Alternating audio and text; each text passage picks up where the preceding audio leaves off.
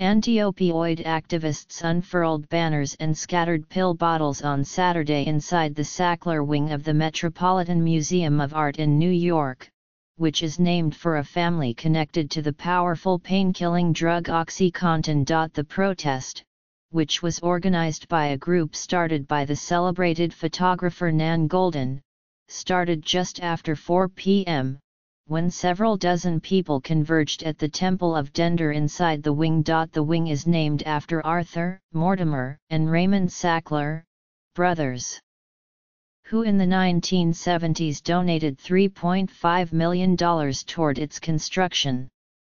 Their scientific and marketing skills also transformed a small business into what became Purdue Pharma, the company that developed OxyContin, which has been widely prescribed and abused.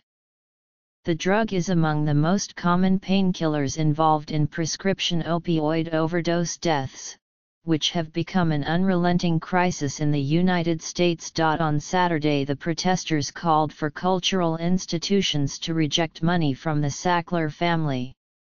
They also demanded, among other things, that Purdue, which has been accused of using deceptive and aggressive tactics to market OxyContin, fund addiction treatment. As onlookers watched, protesters brandished black banners with the phrases "Shame on Sackler" and "Fund Rehab" and hurled yellow pill bottles with white labels that read "OxyContin" and "Prescribed to you by the Sacklers" into the wing's reflecting pool. Ms.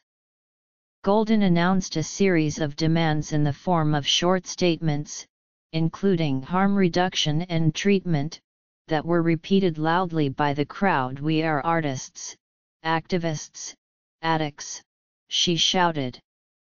"We are fed up." Ms. Goldin, whose intimate photographs documenting drug use, violence, and deaths from AIDS are displayed in numerous museums, including the Metropolitan, started an anti-opioid group called Prescription Addiction Intervention Now, or PAIN, after being addicted to OxyContin from 2014 to 2017. She has called withdrawal from OxyContin the darkest experience of her life. A spokesman for the museum declined to comment, and a spokeswoman for the Sackler family did not respond to a request for comment. A Purdue spokesman, Robert Josephson, said the company is deeply troubled by the prescription and illicit opioid abuse crisis and is dedicated to helping solve it by paying for prescription drug monitoring programs and collaborating with law enforcement. OxyContin has accounted for tens of billions of dollars in sales since entering the market in 1996. In 2007, Purdue's parent company pleaded guilty to a federal felony charge of misbranding the drug, which prosecutors said was marketed as less addictive, less subject to abuse and less likely to cause withdrawal than other painkillers.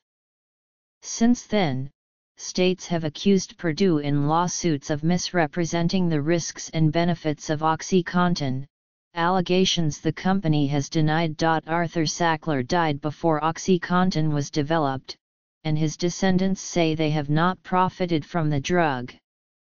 Among them is Elizabeth A. Sackler, who founded a Center for Feminist Art at the Brooklyn Museum, and said recently that she admired Ms. Goldin's activism while describing Purdue's role in the opioid epidemic as morally abhorrent.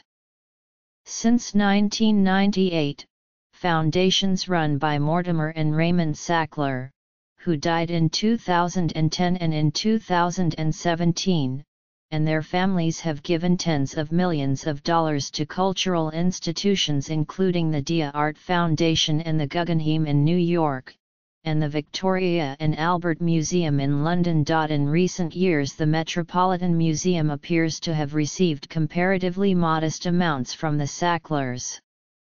For instance, the museum is listed on tax documents as having received a total of $190,000 from 2012 to 2016 from the Mortimer D. Sackler Foundation. Still, Ms. Golden said she and her group had chosen the museum as the site of their protest because of its high profile in the art world and because they see it as symbolic of the fact that Sackler family members are often viewed primarily as art patrons rather than as owners of a pharmaceutical company.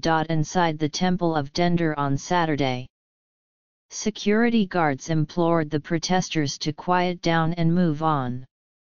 About 50 protesters lay on the ground in a symbolic die-in. Then, about 20 minutes after the protest had begun, the crowd marched through the museum's halls, brandishing their banners and chanting, "Sacklers lie, people die." They then gathered outside, clapping and chanting. Ms. Golden addressed the crowd and, "Perhaps, the museum we're just getting started," she said. "We'll be back."